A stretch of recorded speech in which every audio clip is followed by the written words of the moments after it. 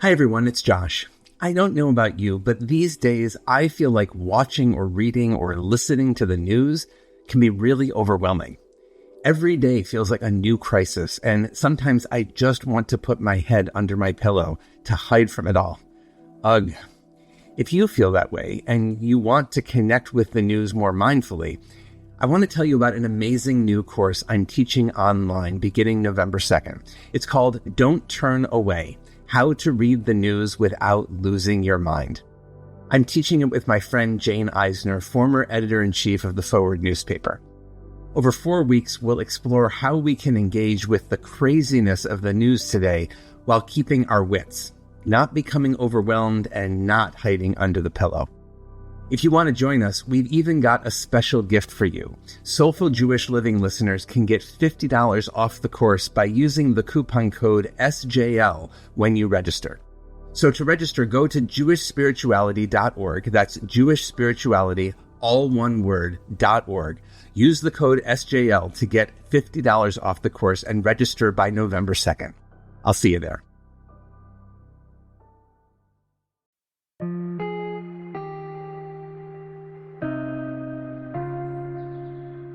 Welcome to Soulful Jewish Living, Mindful Practices for Every Day, with me, Josh Feigelson. I'm grateful you're here, and I hope you benefit from our time together. It's an old piece of conventional wisdom that you shouldn't make too many big life transitions at once. But when I finished rabbinical school, my wife Natalie and I looked at conventional wisdom and said, hold my beer.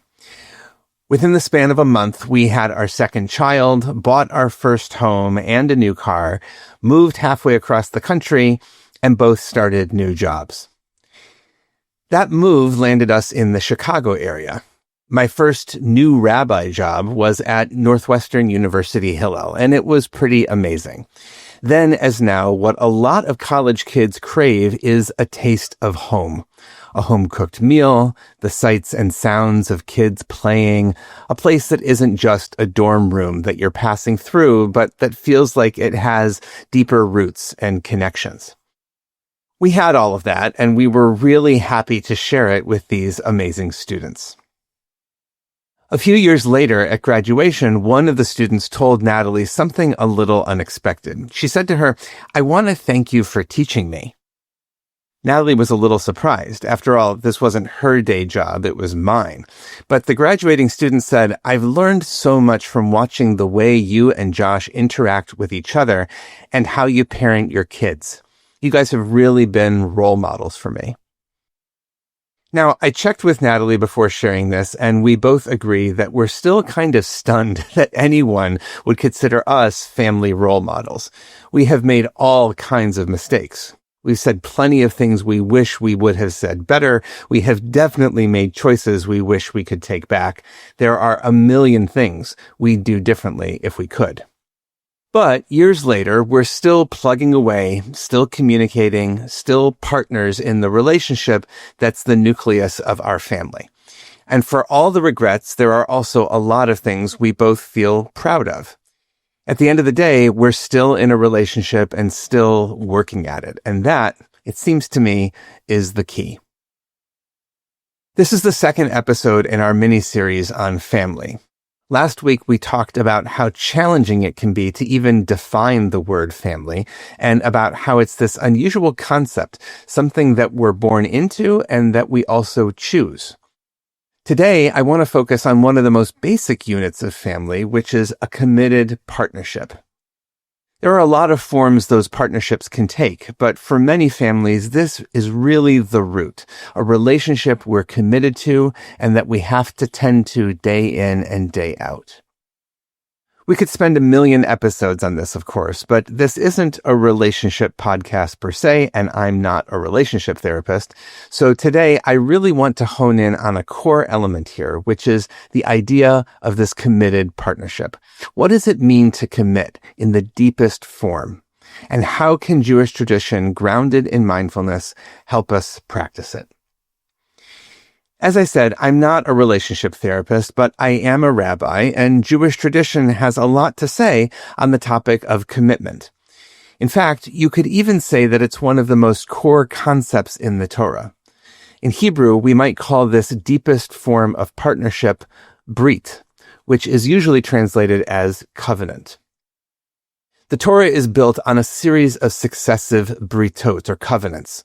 First between God and all of humanity after the flood, then between God and Abraham, and finally between God and the Israelites at Mount Sinai.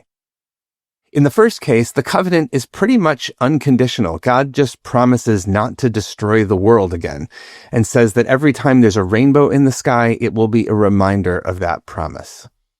People don't really have to do anything. God just promises to be committed to them no matter what. However, in the latter two cases, human beings have to make some commitments too, which means that, like families, covenantal committed relationships can be things we choose and things that are chosen for us. The relationship between a parent and a child, that's a committed relationship we're born into. The relationship between two committed partners, that's one we choose. What all of these committed relationships involve is a sense that we're not just in it for ourselves. We're willing to sacrifice for the other person or other people. Even more than that, there are a lot of times when we just don't really think of ourselves first, because the committed relationship is just so foundational to how we live and who we are. As a result of that, we might also feel like living in a committed partnership isn't just about us holding up our part of the commitment. It's also about feeling held or embraced within the commitment itself. Yes, we have to renew our commitments, but our commitments can also have the effect of renewing us if we let them. So here's a short meditation that can help us practice with this. Begin by finding a good posture for yourself. Awake and aware. If you're sitting, try to sit just a little more upright. If you're walking, see if you can focus just a little bit more.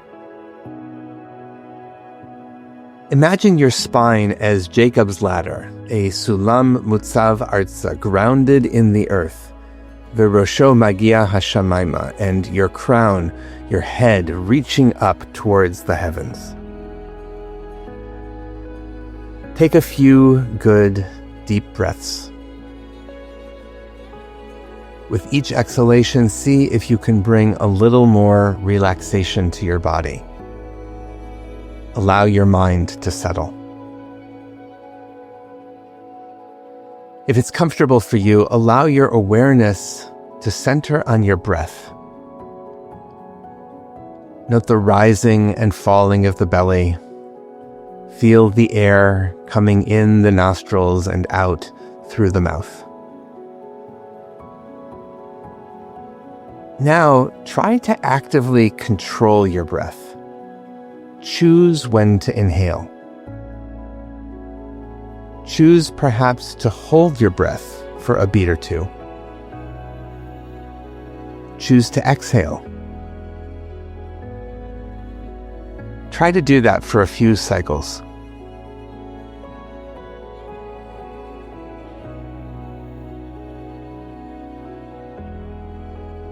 Now, try to just let go and let your body do the breathing. Almost as though you're not breathing as much as being breathed. Notice how that feels. Notice if it's different than before. Try this for a few cycles, alternating actively breathing with allowing breathing to happen.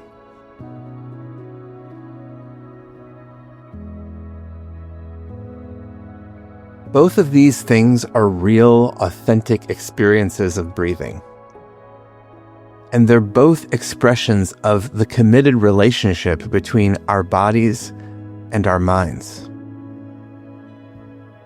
Committed partnerships, britot, are about holding and being held, choosing and being chosen. This practice can help us experience it more deeply. Blessings for the journey. know that I'm on it with you.